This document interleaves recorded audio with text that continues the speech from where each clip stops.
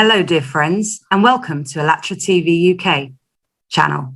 Today, we have a special guest, a very special guest from India, and we're going to talk about creative society in which every human is the co-creator of a world of unlimited opportunities for growth and development, a world of freedom, safety, justice, equality, a world where we all deserve to live in.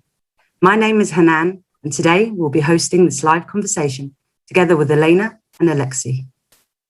Hello, dear friends. Initiated by people themselves, Creative Society is a truly unique global project that has been launched on the platform of ALLATRA International Public Movement, literally for the whole humanity. And of course, you are very welcome to join on ALLATRAunites.com website, as only together we can build a world to be proud of.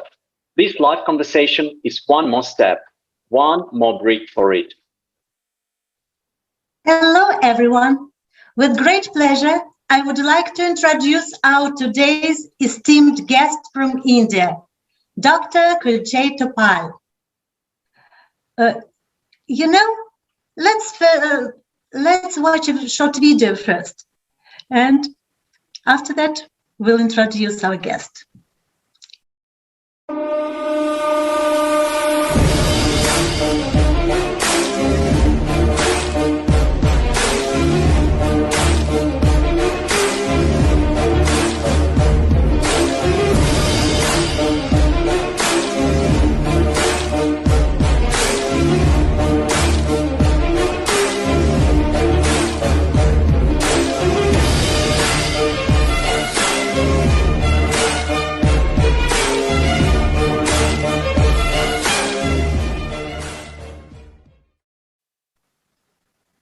Well, as you could see, Dr. Kuiljeit is an extremely multi-talented person who has brought immense honor to India.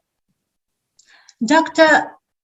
Kuiljeit is an image scientist, an entrepreneur, a creative director, an author, an educationist, a global thought leader, an impact strategist, an inspirational humanitarian, a transformational speaker. The list of Dr. Uppaal's awards is absolutely impressive. And apart from that, Dr. Kuiljeit also plays multiple musical instruments, dances, sings in several languages, and loves to watch the world from her aircraft, thousands of feet above in the sky. She has her own sense of connecting with nature through her paintings and poetry. Welcome to ALLATRA TV, Dr. Kuiljeit. Thank you so much for accepting our invitation. We are really very happy to have you here with us today. Hello, everybody. Thank you so much for those very kind words. Hello to Alexa and Elena and Hanan. Thank you so much. It's my privilege to be here today with all of you on this brilliant platform of ALLATRA TV. I'm really looking forward to our little chat. Thank you so much. It's an absolute pleasure to have you here. Can I kick off with the first question? Dr. Uppaal, you're such a versatile person, which is amazing. Why have you chosen such an unusual path and approach? And what's the source of your power and motivation? Okay, so I think I have a bug in my head. It's a curious one. And I think I was born with it. So this bug of curiosity kind of made me an avid learner. And over the years, as I realized, this bug wanted to keep on learning more and more and delving into more areas. So here I am today, while I collected a few degrees around, including the PhD, and God knows how many multiple certifications, but that was more of degrees and education. I think I've traversed across multiple industries. I had this huge passion to fly, which I did, of course. And then I moved from aviation to advertising and making movies and all kinds of creative work. And then moved into media, moved into IT, then moved into education and research. But I have loved it because I think that bug, which is, of course, still very, very active today, has just made me a more complete person, a more content person from inside. And it's also helped me today in today's times to kind of give back to society the little that I have learned as I've delved across these various industries. So I'm happy that that's what's happened. I'm also happy that I was encouraged in one way to not go in the typical run-of-the-mill kind of a way by my parents. So thank goodness for that. Otherwise, this bug would have died its own death. But I'm happy because that's what's actually promoted this whole journey of mine. And while I said everything to do with the education and the more technical and professional elements of my life, but at the end of the day, I think I've been very inspired, as I think Elena just mentioned. I'm very observant and I'm very inspired by nature, because I think that's my biggest teacher. I have learned from observation. I watch, as a child, I would watch the way when people put a foot on the grass, how it bends, and then when you lift your foot, the grass again stands up. And I would keep thinking, I would be like, wow, I mean, how amazing. Imagine if people were like this, where you can be so adaptable, you can put your head down with humility and yet stand tall right from inside. And whether it was the wind or the leaves of the trees or pretty much anything around me, I think my connotations started very early in life. And I'm very happy that I was learning from people, learning from nature, and that still continues. So that's what defines me actually and my whole journey. It's an absolute inspiration. Yeah. Amazing. Yes, doing everything with patience. Now we know your secret. Thank you. Okay, Dr. Kuiljeit, we have been asking people around the globe one simple question. We did it for more than 9 years, and we have been doing it. And as you talk to so many people from different countries, from different professional areas, and of different social statuses, it is important for us to know your opinion. What do you think unites all people, regardless of our nationality, language, age, gender, religion, or anything else? So what do we have in common, all people of the world? I think being human is the most fundamental truth of humanity. And as much as, of course, times have changed, ideologies and mindsets, but the fact of the matter is our core foundation. I've always looked at it from this perspective. When we are talking of awakening ourselves, and obviously when we're talking of awakening, I'm talking of the masses, everybody over here. So when there is a common thread, it will happen for everybody, right? So for me, I would typically say that if somebody has to talk of a centralized awakening, it will happen in two worlds. One that is visible around you, where you see things around, that's physically around you. And the second world, which I think is the more important one, which is your inner being, your core foundation, your genesis to spiritual transformation. And I think that echoes in every single person. How much somebody listens or does not listen to the inner voice is a different story. But I think that is a core element that kind of brings in groups from all kinds of backgrounds, ages, gender, profiles, etc., and makes it a much easier way to kind of move forward together in bonhomie, in congeniality.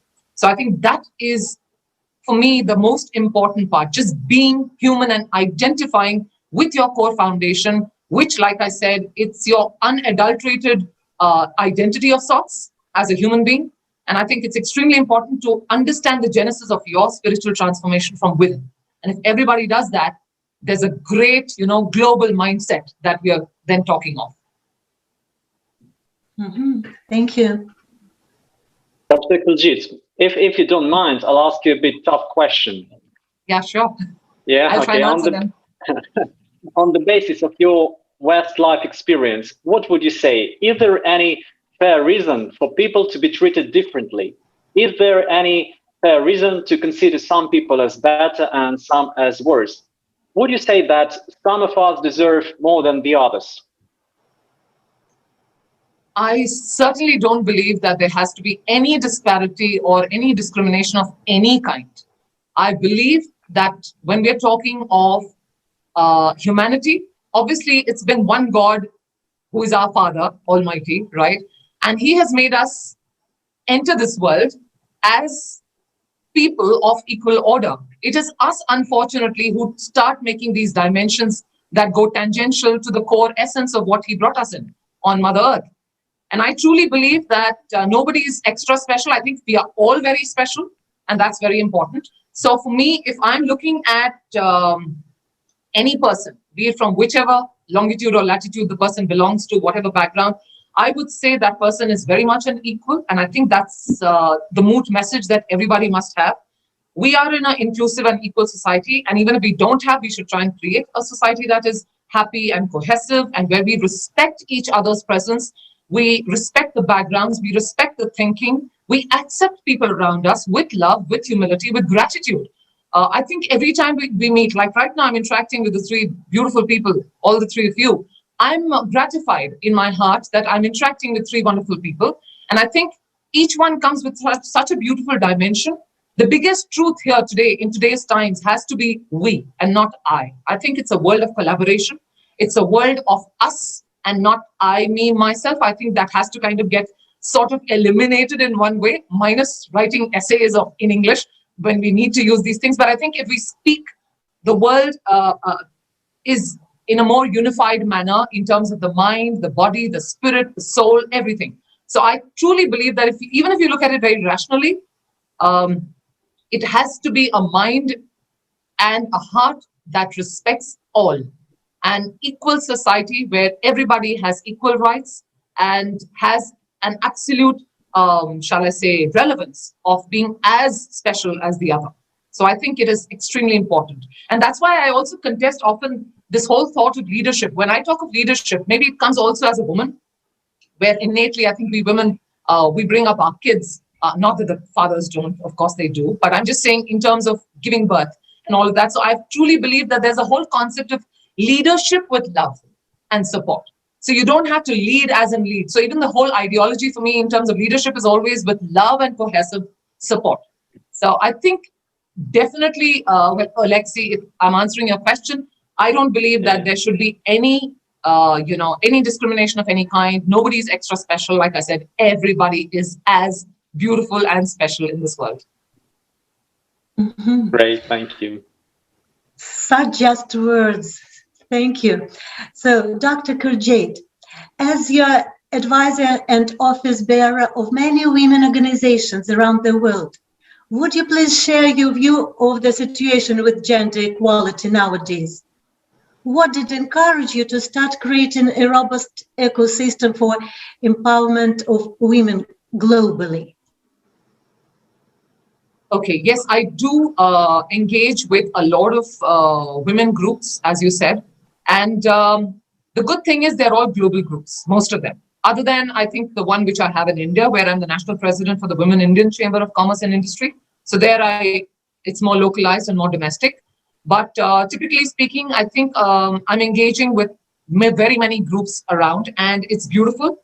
The beauty here also exists because there is this very, shall I say, traditional mode and mindset that says that no woman can support another. There's a lot of rivalry and jealousy and what have you and all of that. So I think I contest that in my head. And even if it does exist, I think we all need to be healthy disruptors of sorts. I think I'm a healthy disruptor. And so I'm here to shake that belief that says that a woman cannot support another.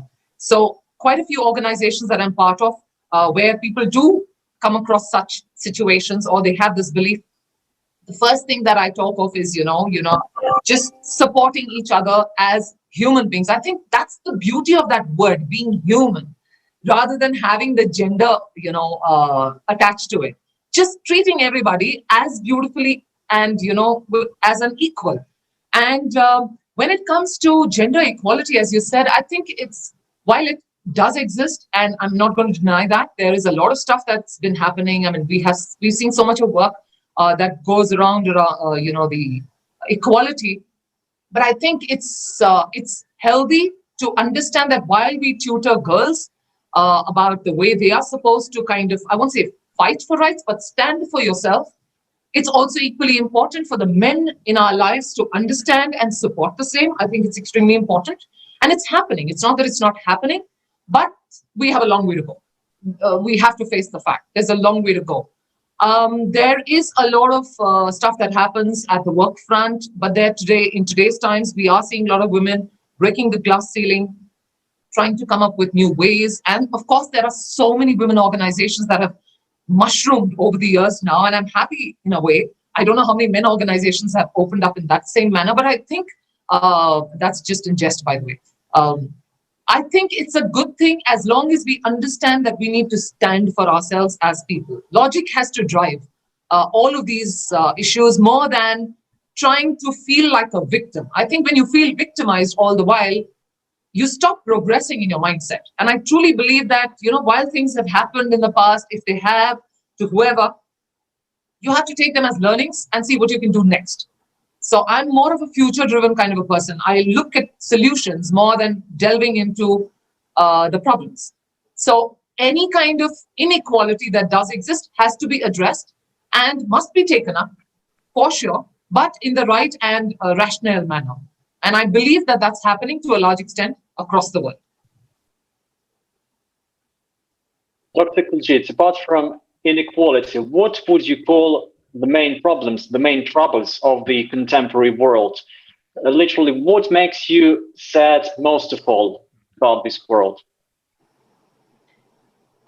Okay, that's a long list, huh? All right, so let me just say a few. I won't be able to pinpoint on only one.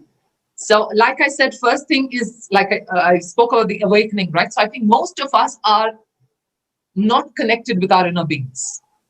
And I see that in the talks, because people are not even aware of what they represent as human beings. What are their inner values that they resonate with? I don't think most of them are even aware. And another thing that I see hugely lacking is authenticity. I don't see too many people being authentic to themselves. They seem to have a little facade about themselves, and I don't think that's the best thing to do. Why would you have an unreal life for yourself? You're made of a certain value system. Your core foundation echoes a certain thought, a certain mindset, but you're here trying to create a different aura about yourself, probably trying to create something larger than life. And that's actually a little dangerous for yourself, as well as for people who look up to you or who follow you, because you may be actually negatively impacting people, and that's not the right thing to do. Apart from that, I think education, and being an educationist, it comes out as a very dominant aspect. I think somewhere down, we need to have inclusive and equal education for all, and I don't see that happening as much. I think that is something that bothers me. And also in the name of education, I think what we're doing is delivering degrees. And I'm not saying that happens pan the world, but in lots of pockets, I can speak for my country for sure, because now, of course, a lot of things have been happening in terms of changes. But even if you are educating, you are missing some elements of, again, value education, or let's say life skills, which are very important to have as coping mechanisms. You need to understand critical thinking, you need to understand creative thinking, or decision-making, or problem-solving, or for that matter, empathy, or effective communication, and so on and so forth. There's so many life skills that we don't even think of when we're talking of education. All we're thinking of is, just understanding the core essence of what has been happening over the years. Equality, I do believe, has to be addressed. Is something I feel a little saddened when I see people, unequal still, whether it's rich, poor, whether it's, color, whether it's gender, whether it's whatever. I think, but I'm happy that there is movement that's happening on that front. There is some sense of mutual respect that has started, but yes, I would still say there's a long, long way to go. Although we are in a constant state of evolution, I think one of the moot things that, to address your question, is, I think, from my perspective, we think, we talk, and we leave it there. Whereas I would typically believe is that you think, you create, you act, and then you evolve. We aren't addressing the whole issue, whatever be it. I think somewhere down, there are so many people who like to give a lot of knowledge, who like to share a lot of stuff, in terms of talking. But when it comes down to walking the talk, there are very few people who actually walk the talk. And I think it's time that there is a consciousness that, especially with people who are, sharing their thoughts, I think they need to put it into practice. And that's very important if we are talking of building symbiotic relationships across the globe, not just with professionals, whether it's children, whether it's people across. You have to speak the language of love, trust, commitment, care, sustainability. And, leaders don't last forever, but when you have principles that come together and become a binding factor, that is the set of, what shall I say, those set of scruples, that's that beautiful structure that is built stays forever. So we are actually building a sustainable environment, a sustainable society which can last. And I see this as a huge gap where we're not putting it into action. I think if we become action driven so that we can evolve for the better, a lot of things will get addressed, be it in any area. Yeah, you make a very valid point there. Really wise words. Dr. Uppaal, a precedent for the creation of the Creative Society project was the Global International Conference, Society, The Last Chance, which was hosted and held in May the 11th, 2019 by volunteers of ALLATRA International Public Movement, and which has united online hundreds and thousands of people from more than 140 countries. We questioned ourselves, if we all want to live in peace, why do we have a world of violence and destruction?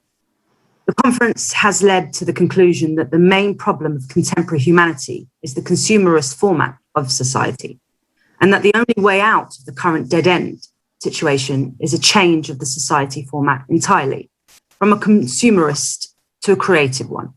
How do you envision the creative society, such a society where you would feel, where you and your family and everyone would live in happiness and would feel safe?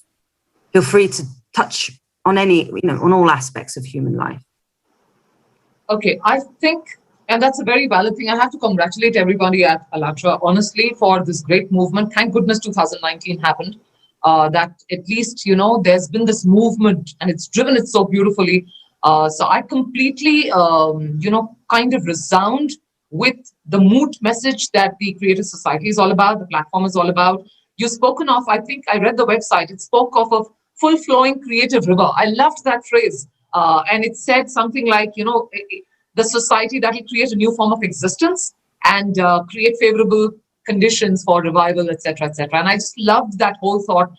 And more than ever, I think it's also a platform, as I understood it, to be a platform that encourages people to openly, discuss things, to honestly discuss, and then take on from there.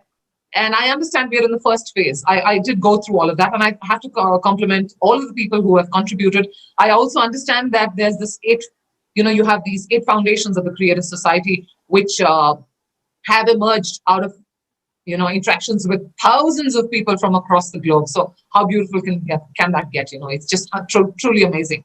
Coming to your question in terms of what do I believe can be a starting point and what do I think is what the society can be, like I shared, I'll not repeat what I said already, but I think the starting point would be to firstly have an active conscience, because I think everybody has a conscience that tells you what is right and what is wrong. You cannot cheat on your own conscience. So I think the starting point might be a conscience that can drive everything that we are laying out for ourselves, whether it's barriers of any kind and how you can unify and, how you can get over all of that, whether it's inequality. But I think try and understand from within, what does your conscience tell you? I don't think it's going to tell you the wrong things. And once you've heard what your conscience tells you, you actually get into the action mode and try and do something about it, discuss it, be vocal about it, share it, etc., etc. So I think that is very important. I would definitely look at a society that is cohesive, as I had already shared earlier, a society that is potent, that is strong, and where it articulates authenticity, sustainability, consistency, and all of that. But the mood message is where we have the backdrop of love and support as plain human beings. I think that's the most important thing. And I think largely speaking, what ALLATRA is doing, or what the Creative Society is planned to do, probably is addressing those, if I'm not mistaken. Correct me if I'm wrong. So we are looking at improving the quality of human life, emerging with, let's say, blended solutions of sorts that come from the wisdom of age and experience from people like me who are in the post-50s, and also from the energy and rationality of the younger generation. I think I interact a lot with the youth and women, of course, and I see a spark of rationality when I'm interacting with the youth, and I think there's so much more to share. So I see a society that blends solutions that come from both brackets, and you can say wisdom raised to the power infinity when that happens. So that would be beautiful. I also look at an inclusive and equal society where you, of course, have education and all of that, for everybody, because we know education brings wings to a child. So that's very important. where you have human rights that are respected, where we understand that we have mutual respect, we have a shared vision, we have a purpose. I think a purpose is very important because that acts like a good glue of sorts. When you have a shared vision, it becomes a driving factor for most people. But having said that, I think it's also important to be self-driven. So I would also look at a creative society that has every person within it that feels a sense of responsibility. You owe something to society. You owe, as a human being, something to the world around you. And I think it's very important to take that ownership and say, okay, let me do what I can for society. So if we can all contribute, I think it becomes a very beautiful, cohesive society, which can sustain for God knows how long, centuries together. So I think that would be a beautiful world. That's what I envisage of the creative society ahead. Thank you. Thank you, Dr. Kuiljeit, for your great interest to our ALLATRA movement. It is really very dear to us and to our foundations. You know, they were created as a result of millions of surveys which we had all over the world. So, dear viewers, the full version of the article is on allatra.com website. And for now, let's watch a short video about our 8 foundations.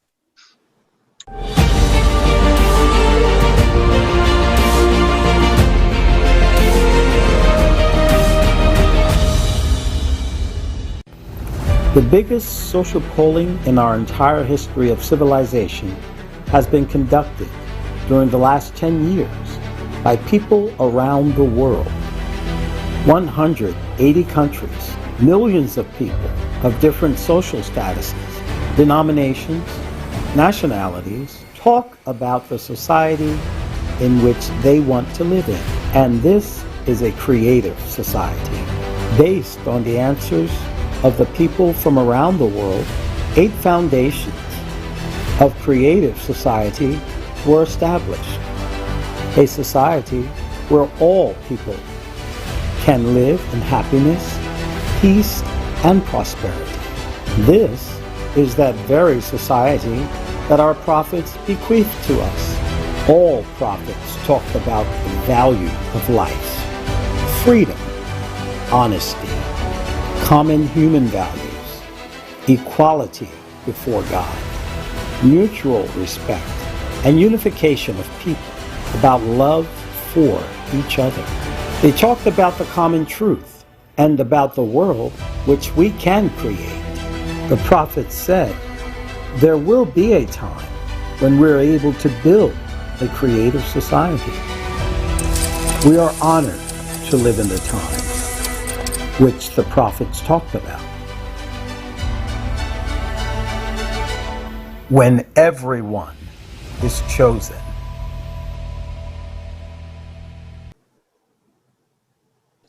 So, Dr. Kuiljeit, we are so glad that you are familiar with these 8 foundations. How do you find them? Do they resonate with you? And what benefits can you see for yourself and your surroundings when these foundations are implemented? Firstly, I loved that last line. Everyone is chosen. Oh my God, how amazing is that? I love that. Yes, I have gone through the 8 foundations, Alina, and I think all of it resounds with me, to be honest.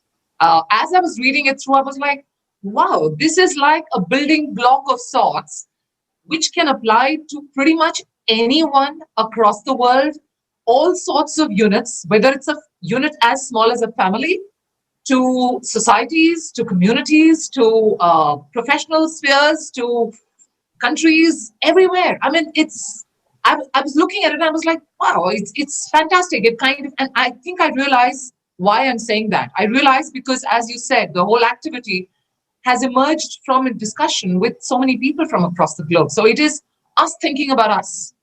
And I think that's why it's so easy to kind of, take it on and accept it and, understand the beauty of these 8 foundations. In particular, a couple of them just completely stood out for me, and I would like to share those. of course, we do know, and I have a printout here, so I'm just going to look at that while I speak to you. Well, we understand, I like the first one that spoke of human life.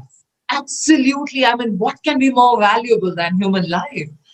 There is no debate on that. And if we can understand that, I think the care and compassion that each one of us can emit to another person who is in need, who is in need for just this first point, it would make it so easy, right? When we just operate out of that, just understanding how precious every single soul is in this world. It's so beautiful. Second one, human freedom. We're talking of us being born as equals, born as free people, the right to choose. You know, there are times, sadly, I've come across women who say, I love wearing certain clothes, but my husband says, no, you're not going to wear those. And I'm like, how sad can it get, you know, sometimes? And that is a reality. There are people, I just quoted one example. There is a reality of various kinds across the world. As such basic things of not being able to wear what you want to wear. I mean, excuse me.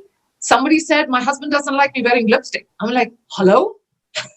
That's like too basic. So I mean, imagine having a world that echoes not just these basic things, but we're talking of freedom at all levels. How beautiful can that be? Having the right to choose whatever you want to do, whatever you believe is the rationale, whatever you want, you're free to do. Human safety, of course, again, extremely important. What caught my eye was transparency and openness of information. And I think it's very important in today's times to be able to receive reliable information because we see so much of information and we also, you mull over so many things. We have our brain activated.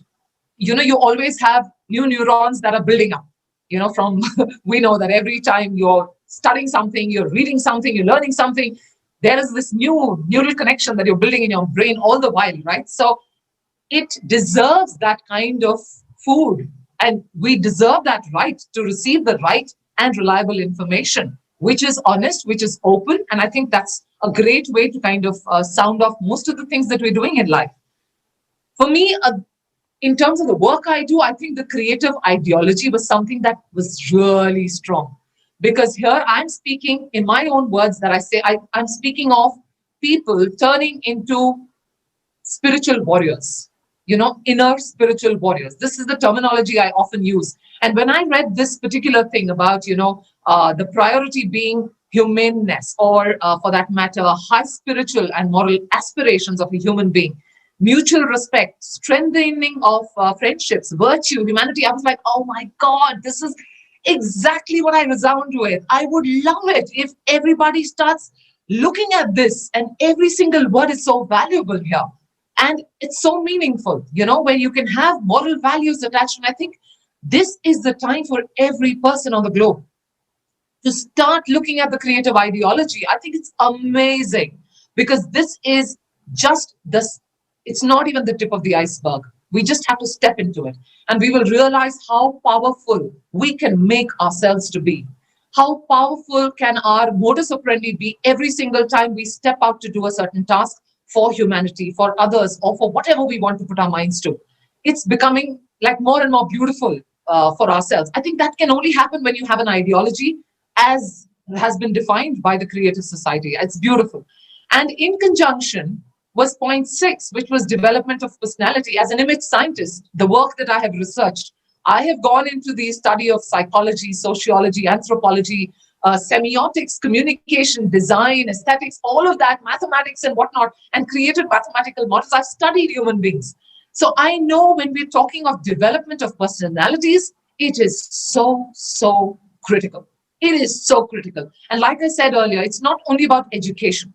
It's a step beyond that. It is building life skills. It is building a personality from the inside where you can become a soldier saint of sorts. When I'm saying soldier, I mean the same spiritual warrior that I spoke of, but you become a kind of a mixture of a soldier saint wherein your heart beats for everybody around you, but you're also somebody who's a disruptor. Like I said, in the form of a spiritual warrior, you are a healthy disruptor and you want to take that step forward. So I think development of the personality in terms of taking that step forward, becoming such an indomitable force of God that you can actually step out and say, all right, I can, be that force of God that can make the difference, not just to myself, but to millions of people across me, around, everywhere, around in society. So I think it's great and then, of course, the personal fulfillment that you've spoken of here comes in as a byproduct.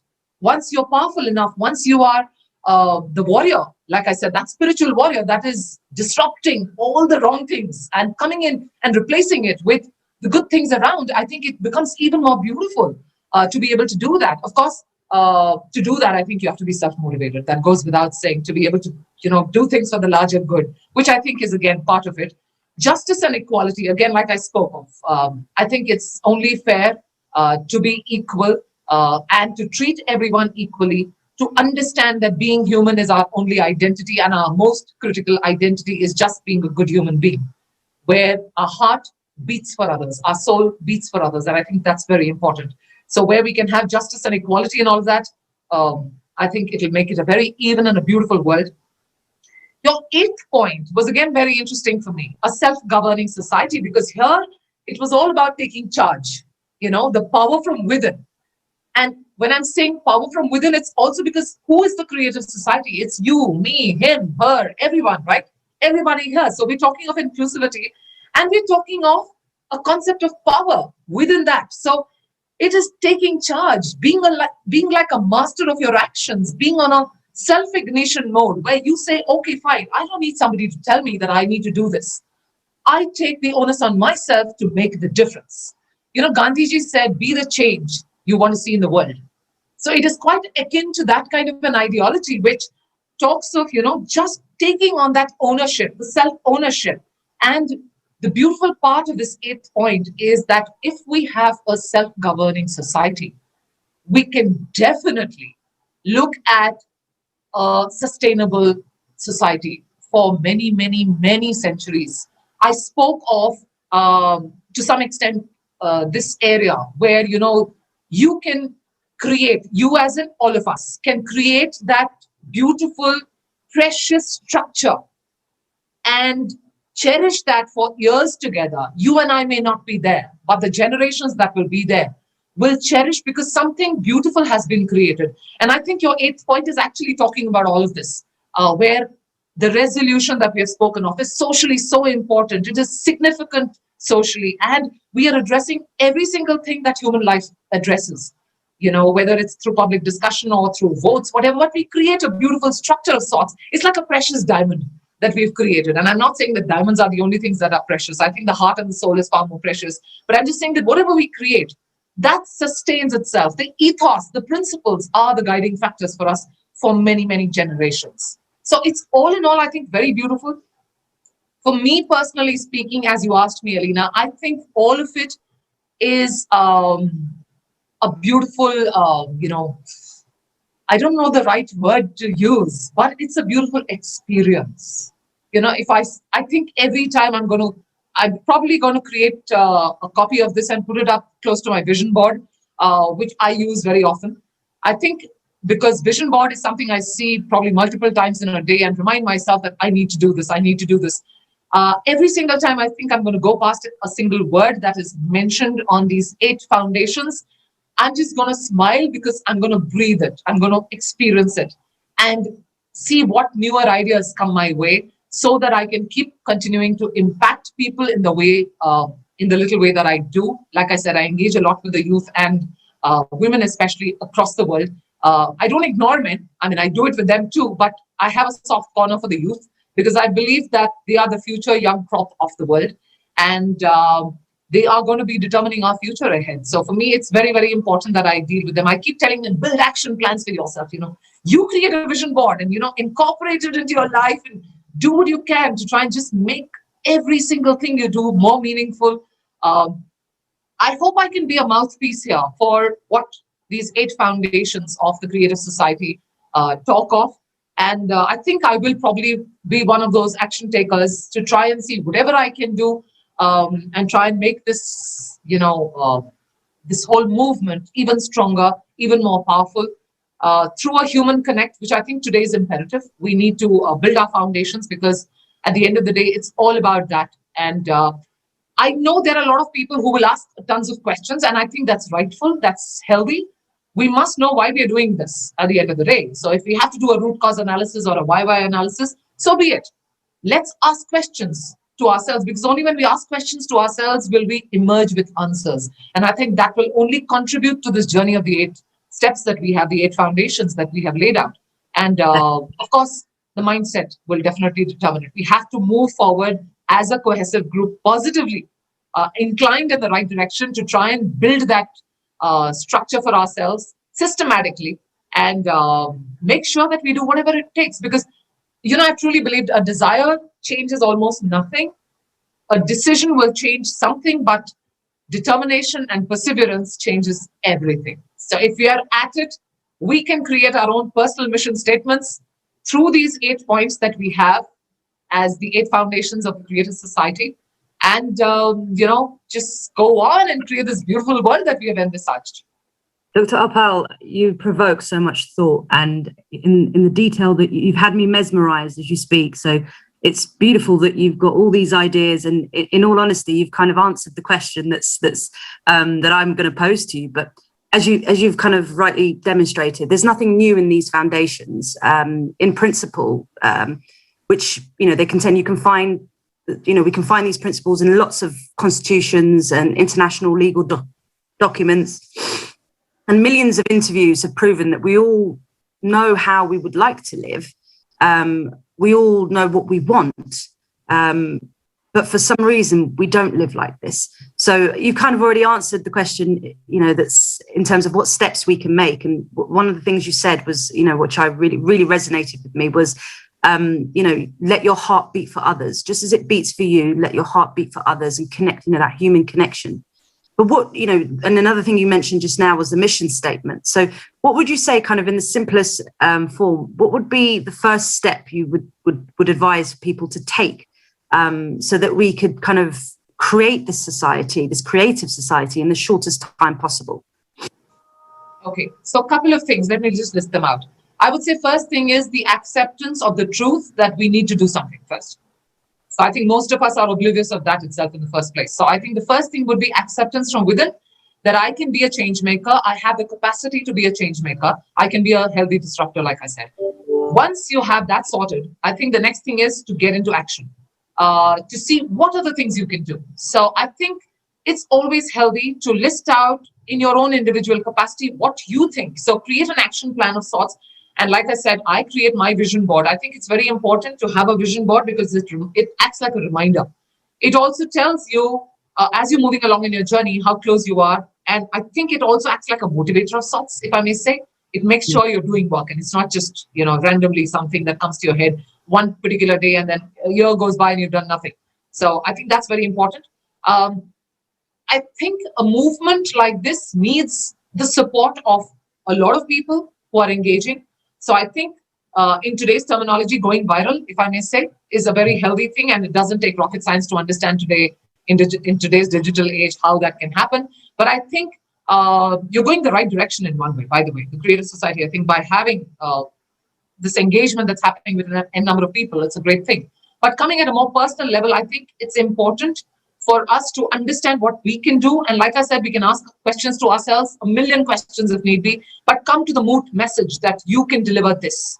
And if this has been defined by you, then go ahead and see what you can do.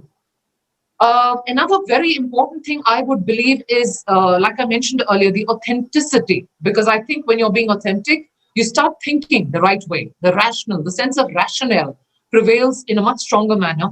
And you will start building structures in the right way. And this mission statement that I spoke of, Hanan, was something that is innate to every human being. I may define my mission statement from the expanse of my heart and the strength of my character in my own way. But that doesn't necessarily mean that it will replicate somebody else's. So I think everybody has to understand what is your personal mission statement in such a way that you are not only leaving a legacy for yourself, but also leaving something for the generations to come.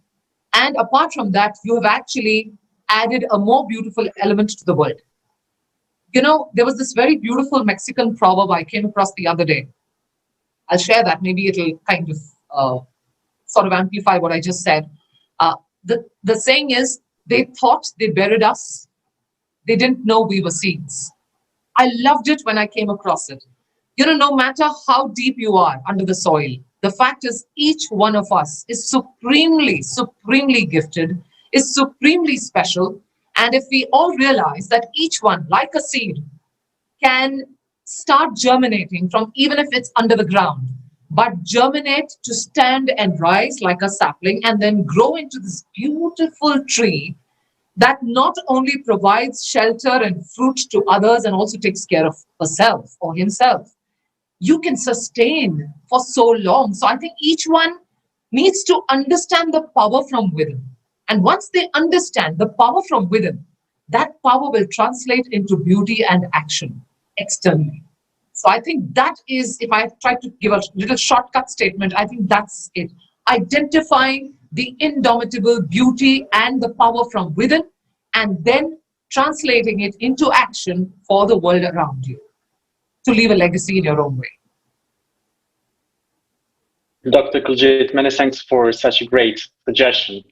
And I'm happy to say that millions of people around the globe are already taking huge steps to make creative society as soon as reality. And we would like to remind the viewers of an unprecedented event, the global online conference, Creative Society, What the Prophet Dreamed of, which was held on March 20, 2021. It was organized by people from all over the world and simultaneously interpreted by volunteers into more than 45 languages, including sign language. It was live broadcast on thousands of online platforms in different countries, on various TV channels, and on all social media. Thanks to the people who in their free time did their best to organize and run the conference, millions of people around the world saw the real power of bringing people together. This unique event was momentous for the entire humanity. Let's watch people's feedback on it.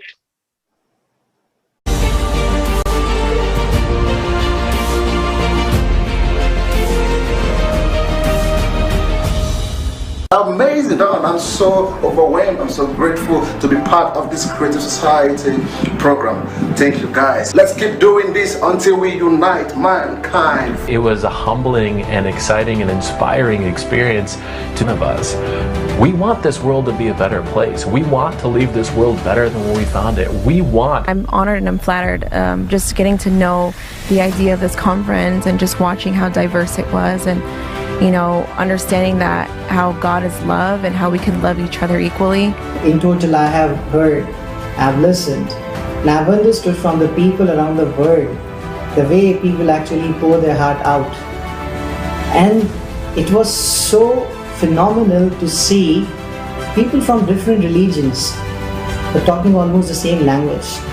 I'm totally inspired and motivated by what I received from the conference on the power of love and the role each one of us plays to build it. This is a very beautiful moment I'm sharing, that all volunteers all across the globe, we want happiness, we want peaceful life, we want togetherness, we want a life where everyone should live in peace. And truth, purified from false. People will be able to understand their religion truly, who watched it and accepted the truth. I think we will succeed in everything. I believe it.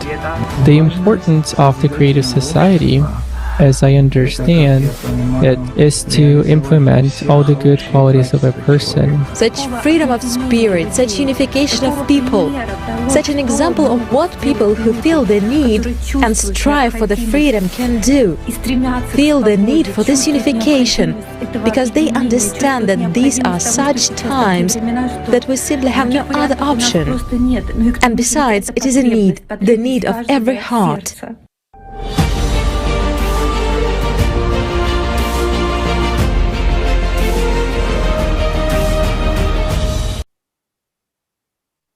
How wonderful. It is very inspiring, isn't it? Wonderful. Thank you. And it was really a great event, and where people of many nations joined together in one breath, in one call. So it was really great. Okay, dear Dr. Kuiljeit, as we are testing the theory of 6 handshakes, whom would you like to invite for our next conversation in order to hear his or her vision of a creative society? You can name him or her right now or give a contact later. Okay, I would like to name Kuiljeit Uppaal because I think here is a young mind whose heart, again, like I said earlier, beats for humanity. And I think I would, through her, probably look at creative society, build and strengthen itself further with, you know, more productive thought and more action from the younger lot. So I would like to suggest her name. And I'm sure I have a million other names, which I will probably share with you as we move along. I would like this, you know, this whole platform to become huge from my side, as much as I think it's such a beautiful ideology and such a beautiful platform. So I think it should just kind of spread all over like wildfire, literally. Thank you. We hope so too. Let's watch an interesting cartoon now, prepared by our volunteers.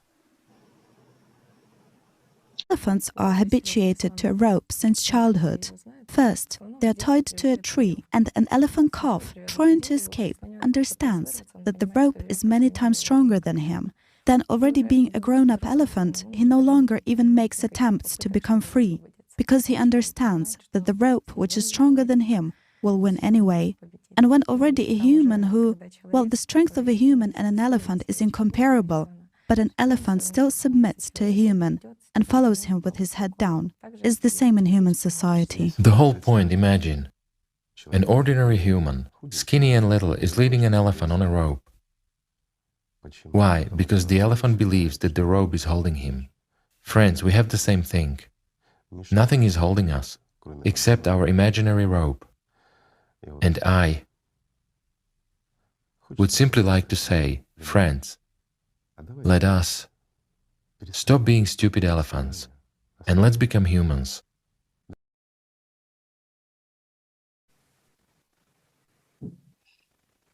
Dr. Uppaal, what would you like to say and what would you like to wish to all our viewers who would like to live in the creative society, but who still believe that their voice is insignificant and that they cannot be the source of the change? Yeah, in fact, I completely agree to an extent with what you've just shared, this previous video. I think that is a fact. And I think for all those people who live in those shackles, I think the root cause analysis thing that I mentioned a short while ago, ask questions. Start questioning, why am I just accepting things the way they are? Sometimes you may take longer to get the answers, but I think it has to start there. And I think you deserve to ask questions to yourself. It's your right to ask questions to yourself or to even people around you and say, okay, why do you want me to do this? Why do I have to do this? And so on and so forth. I think trying to determine a rationale as to why we are doing this will start giving meaningful answers. And sometimes, you know, when you do a root cause analysis, you'll end up with the most bizarre answers, actually, which actually are like, somebody said that, you know, ages ago. This is a traditional thing. You don't, and then you realize, oh my God, I've just been following something with a blindfold on my eyes and I've not even questioned it. So that's another way of looking at a rationale. So I think it's important to start rationalizing why you're doing what you're doing. I think that is going to probably kind of change things. So it's important to start doing that. And having said that, even if you don't get answers from people around you, you do some soul searching. And if things don't seem, you know, there's something called an instinct, a gut feeling. Your instinct will tell you the right answers. And your instinct indirectly is again connected with your conscience, like I said earlier. So I think somewhere down this whole activation from within will start giving answers. Start listening to yourself. Start listening to your core from inside, because that is your core foundation. And that is what that resounds with you. Your identity, like I said, your uncorrupted identity as a human being. Become aware of it and listen to what it says. So I think that may be the starting point for such people who are probably curtailed or who are living in shackles. And try and then break loose from there. Yeah, no, thank you so much for your enriching answers, Dr. Uppaal. I've taken so much away from you, just from hearing you speak. You've planted these seeds and you've also reinforced a vigor within me. Your energy is absolutely infectious, and I'm really grateful to have met you. So thank you so much. Thank you so much, Hanan. I think that's really, I'm very flattered when you're saying that, and I'm feeling very blessed that you all have been able to, share what you did and enlighten me today. So I have a lot of takeaways, in fact, in my own way. Thank you. Thank you, Dr. Kuiljeit. Thank you so much for the wonderful conversation. From my point of view, our conversation was very productive. It was very sincere and inspiring. I'm really overwhelmed with joy and happiness. For me personally, our meeting is very important. Thanks. Thank you so much. It means a lot. And I'm delighted that I was able to share whatever little I could with all of you and your viewers. And I hope and wish and pray that this movement that has started off goes and just, encompasses the entire world, every single person from the most remote corners, and let everybody kind of join in. I'm really looking forward to probably a few months, few years down the line, and I don't know how much more beauty we're going to add into this planet. So I'm looking forward to that. May you all be always blessed for starting this off. Seriously. Thank you. Humbly. Thank you so much. Thank you. Dear friends, the Creative Society project has inspired millions of people all over the world, and this number is growing every day, because Creative Society is what we all want and deserve to live in. To join the project, go to the ALLATRAUnites.com website, where you will see the red button. Join us. Dr. Kuiljeit, thanks a lot. That was truly inspiring and amazing. Great conversation. Thank you. Thank you for being with us today. Thank you, Alexa. It was such a pleasure to interact with all of you, and wish you very best in everything you all do. And do let me know where I can support all of you. I would be very, very happy and privileged. You can co-host the next interview. That would be great. What do you think about this? Yeah, sure. Yeah, great. Good. Very good. And many thanks to everyone for watching us today. And now we suggest that we listen to a wonderful song that was played at the recent global and truly history-changing conference, Creative Society, What the Prophets Dreamed of. This song has already become a hymn for the entire humanity. It reflects all people's aspiration to live in unity and love in the creative society.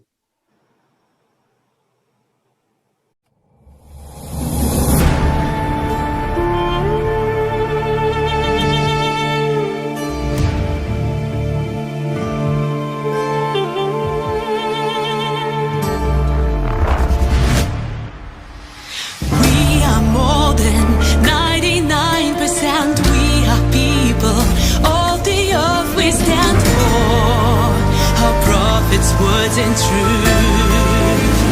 We are more than 99%, all united in one God, in one love. Our prophet's dreams come true. We are the 99%, but we are often being fooled. But those who are only 1%.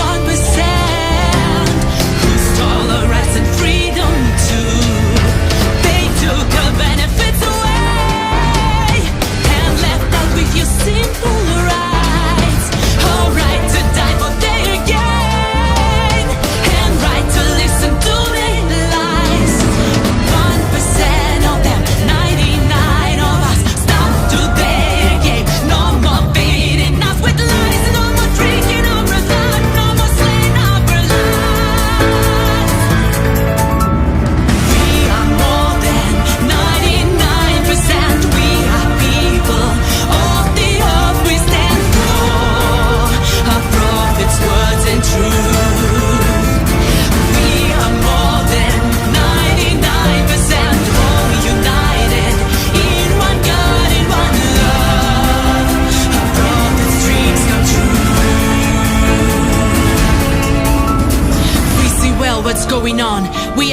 solid and awake. Now we know what is the truth, and we know what's fake. We are more than 99%. Нас больше 99%. All prophets dreamed of peace and love in pure, united, happy world.